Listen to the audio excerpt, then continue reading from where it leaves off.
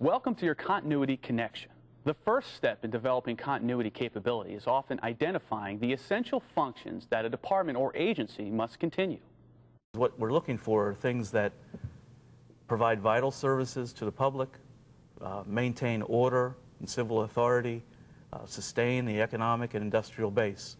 When you talk at the state and local level, you might think for local public safety, the fire, police, 911 centers. States have prisons. They all have courthouses, city halls.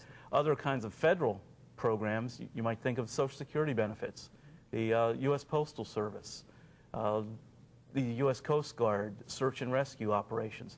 Things like that are vital to the American public, and we need to make sure that they continue.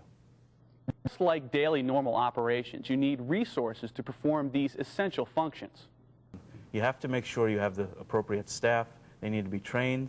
You have to have an alternate facility, usually, to perform those functions. They need the appropriate resources, their vital records, files, databases, and all kinds of, just the normal everyday office supplies to perform those functions.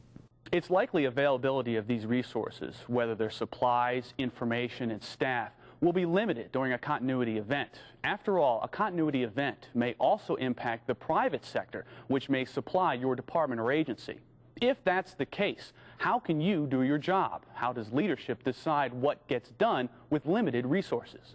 But so much of what the federal departments and agencies do rely on functioning state and local governments to carry out and implement the federal programs.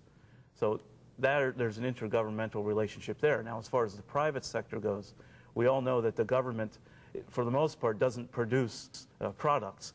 The government offices, whether they be state, local, federal, are reliant upon the private sector, communications companies, supplies, vendors, contractors.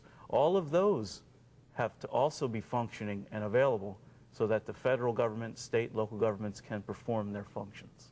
Ensuring your department or agency identifies the essential functions to be performed is crucial to developing a continuity program. Difficult decisions must be made in times of crisis with potentially scarce resources. Not all functions are likely to be essential. It's a team effort. Leadership, staff, all levels of government, and the private sector all have to be ready and willing to work together to ensure your department or agency makes the continuity connection.